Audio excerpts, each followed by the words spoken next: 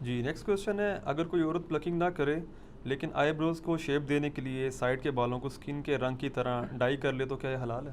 یہ تو حلال ہی ہے جی، اس کی تو کوئی ممانعت نہیں ہے۔ دیکھیں جس چیز کی ممانعت ہے حرام کا فتویٰ اسی پہ لگے گا جس کو شریعت نے حرام قرار دیا۔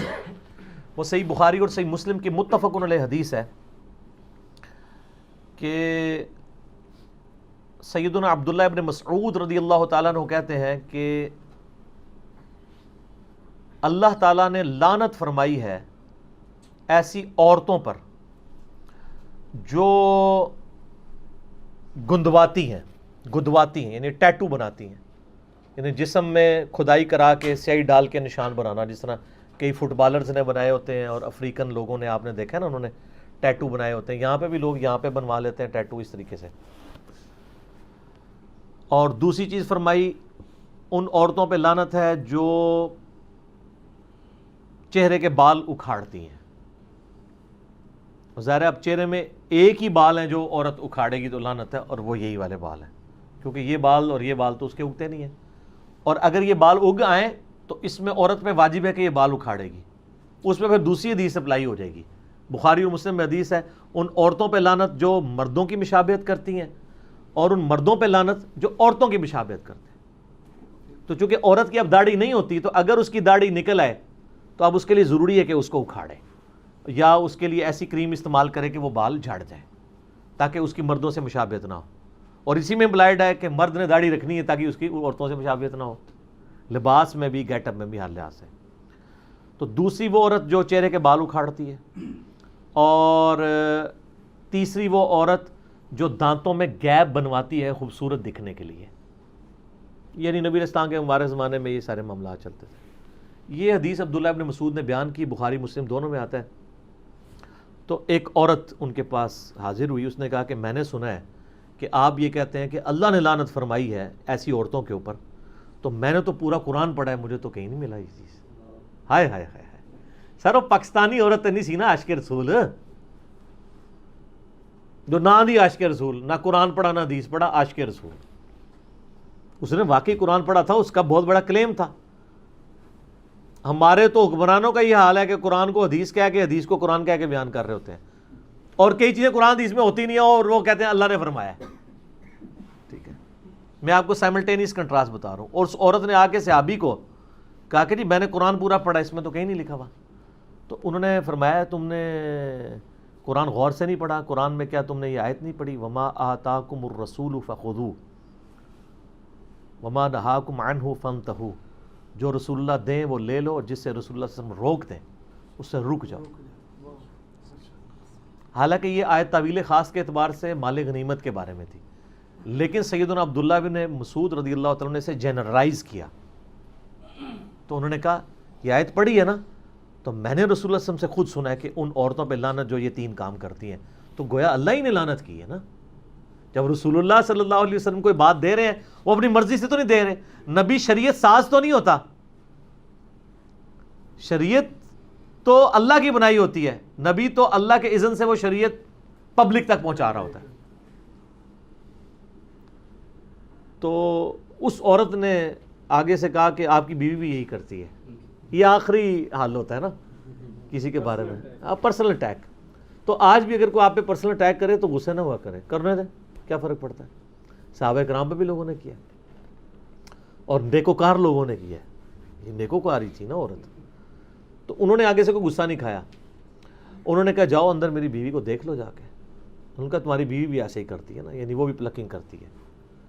تو وہ اندر گئیں وہ، اور واپس آئیں تو شرمندہ تھی، انہوں نے کہا نہیں آپ کی بیوی ایسا نہیں کرتی۔ پھر عبداللہ ابن مسعود نے ایک جملہ بولا، انہوں نے کہا کہ اگر ایسا کرتی ہوتی پھر وہ ابن مسعود کی بیوی نہ ہوتی۔ ٹھیک ہے، ابن مسعود تو رسول اللہ کا ماننے والا ہے، اس کے ساتھ ایسی عورت رہ سکتی ہے جو رسول اللہ کی باغی ہو، وہ پھر میری بیوی نہ ہوتی۔ تو یہ یعنی صحابہ کرام فوراً ان کا ایک ایٹیچیوڈ تھا اس حوالے سے۔ تو اگر کوئی عورت پلکنگ نہیں کرواتی، صرف سائڈ کے بالوں کو بلیچ کرتی ہے ہلکا ہلکا سکن کلر کے تاکہ وہ صحیح نظر آئیں، اور یہ لوگوں کو دکھانے کے لیے نہیں، اپنے خاوند کے لیے، اس میں یہ چیز بھی ضروری ہے، تو شاید ویسے ہی وہ چھوڑ دیں، لوگوں کے لیے کر رہے ہوتے ہیں۔ اللہ ماشاء اللہ. باقی یہ ڈاکٹر فرد ہاشمی صاحبہ کا جو موقف ہے، میں ان کی بڑی عزت کرتا ہوں. میں انہیں ون وومن آرمی کہتا ہوں. ایک اکیلی عورت نے تل پٹ کر دی ہے ہر چیز. شیطان کے خلاف ایک مجاہدہ ہیں. ان کی جو اسٹوڈنٹس ہیں ان میں زیادہ تر یہ ایشو آیا ہوا ہے پلکنگ والا. انہوں نے کہیں ایک بات کی کہ اگر کسی کے بہت زیادہ یعنی بھویں چوڑی ہو جائیں تو وہ کر سکتی ہے کیونکہ وہ نیچر سے ہٹی ہوئی ہیں. اصل میں تو اسلام میں تخلیق بگاڑنے کی ممانعت ہے نا، جو اس حدیث میں بھی آیا نا، جو عبداللہ ابن مسعود علی، اس میں یہ بھی الفاظ ہیں کہ یہ تخلیق بگاڑتی ہیں، جو ٹیٹو بنوائیں یا یہ کریں یا یہ اکھاڑیں. تو اور قرآن حکیم میں سورہ نساء کی آیت نمبر 119 ہے وَلَآمُرَنَّهُمْ فَلَيُغَيِّرُنَّ خَلْقَ اللَّهِ. شیطان نے کہا تھا کہ اے اللہ میں اولاد آدم کو ابھاروں گا کہ تیری تخلیق کو وہ بدل دیں. تو اسلام میں تخلیق بدلنا حرام ہے. اسی کے تحت داڑھی مڑانا حرام ہے نا. اللہ نے مرد کی اگائی ہے، عورت کی نہیں اگائی.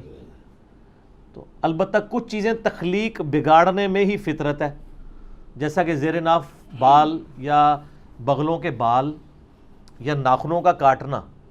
اب یہ اللہ کی تخلیق کو آپ بگاڑ رہے ہیں، لیکن یہ فطرت ہے. یہاں پہ اس کو بگاڑنا فطرت ہے، ختنہ کروانا بگاڑنا ہے، لیکن وہ فطرت ہے. اس کا حکم علیحدہ سے آ چکا ہے. اور بخاری مسلم میں حدیث ہے کہ فطرت میں جو ہے وہ 5 چیزیں داخل ہیں: مونچھوں کا پس کرنا، ناخنوں کا کاٹنا، زیر ناف بال اور بغلوں کے بال جو ہے ان کو کاٹنا اور خطرہ کرنا.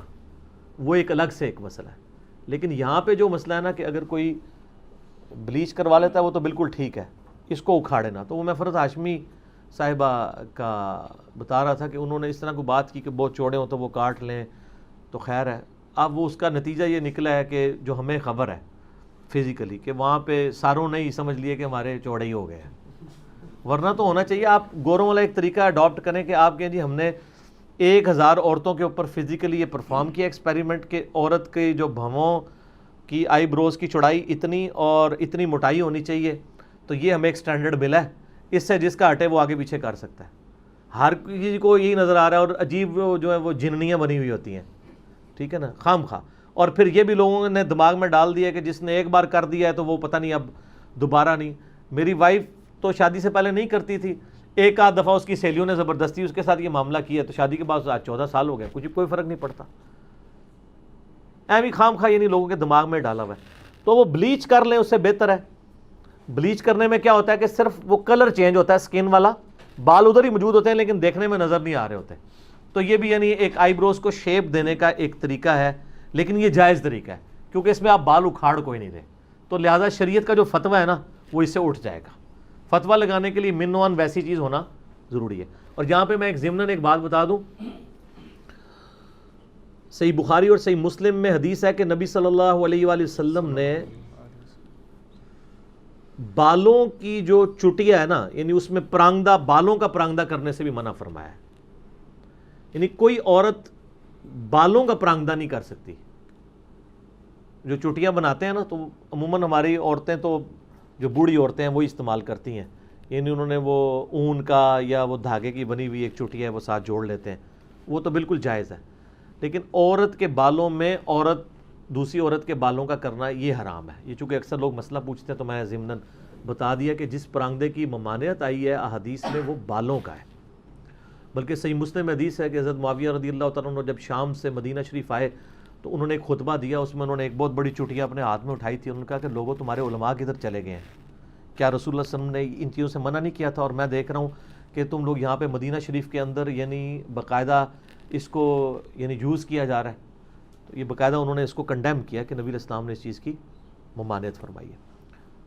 البتہ جو عام پرانگدے ہیں وہ بالکل درست ہیں. اسی طریقے سے اگر کسی کے بالکل سر کے بال ختم ہو گئے ہیں مرد کے اور سر کے اوپر وہ وگ لگانا چاہتا ہے بشرطے کہ وہ دھوکہ دے کے کوئی رشتہ نہ کرنا چاہ رہا ہو اس کی وجہ سے، تو وگ لگانے کی بھی اجازت ہے. اور جو پرماننٹلی فکسڈ وگیں ہیں ان میں آپ کو وضو کرنے کے لیے، غسل کرنے کے لیے اس کو اتارنے کی بھی ضرورت کوئی نہیں ہے کہ آپ کہیں کہ میں اتاروں گا. اس طریقے سے اب تو خیر اس سے بھی اچھی چیز آ گئی ہے، یعنی ہیئر ٹرانسپلانٹ والا مسئلہ ہے. وہ تو ویسے ہی ٹھیک ہے، وہ آپ کے اوریجنل بال ہیں وہ لگا دیے جاتے ہیں، اس میں تو ویسے کوئی ایشو نہیں ہے. تو یہ میں نے ساتھ ساتھ کچھ مسائل تھے جو اس سے ریلیٹڈ وہ میں نے بتا دیے تاکہ ایشو اس حوالے سے ریزالو ہو جائے. لوگ پوچھتے رہتے ہیں سوال اکثر، میری کوشش ہوتی ہے جو اس سے ریلیٹڈ چیزیں وہ ساتھ ساتھ بیان کر دی جائیں تاکہ کوئی مسئلہ نہ ہو. ٹھیک ہو گیا. علی بھائی اسی میں ضمن سوال ہے، عورت یا مرد کے لیے ہاتھوں یا ٹانگوں سے بال ریموو کرنا کیا یہ بھی جائز ہے؟ اس کی کوئی حرمت اس طریقے سے تو آئی نہیں ہے کہ کوئی کہے کہ ہاتھ اور بال یعنی پاؤں کے بال ریموو کرنے کی کوئی ممانعت ہو، لیکن اس کے ہم میڈیکلی تو نقصانات ہی دیکھ رہے ہیں. وہ ایک بار کرتے ہیں پھر بار بار ان کو مصیبت سے گزرنا پڑتا ہے. اور مجھے بتائیں یہ ٹانگیں جو ہیں اس طریقے سے بال ریموو کر کے اس میں سے کیا نکالنا ہے کسی نے؟ یہ ٹانگوں کے بال ریموو کر کے ان عورتوں نے پھر ٹخنوں سے اوپر شلواریں کرنا شروع کر دی تھی اپنی وہ نمائش کرنے کے لیے. تو اس طریقے سے ہاف سلیپ پہننا شروع کر دی لوگوں کے دکھانے کے لیے وہ کر رہی ہوتی ہے نا. اگر وہ کہتا ہے خامدوں کے لیے کر رہی، خامد ہی عورتیں گال کوئی نہیں مننی ہے. ٹھیک ہے. اور مجھے حدیث یاد آ گئی، بخاری مسلم میں حدیث ہے، نبی صلی اللہ علیہ وآلہ وسلم نے فرمایا کہ مجھے اللہ تعالیٰ نے جہنم دکھائی تو میں نے اپنی امت کی عورتوں کی اکثریت جہنم میں دیکھی. استغفر اللہ، اللہم اجرنا من النار، آمین. تو اس لیے کہ یہ ناشکری ہیں. تو صحابہ نے کہا علیہم رضوان کہ یہ اللہ کی ناشکری کرتی ہیں؟ ان کا نہیں، اللہ کی نہیں کرتی، اپنے خامدوں کی کرتی ہیں. اور نبی اسلام نے اس کے اوپر جو جملہ ارشاد فرمایا بڑا زبردست ہے.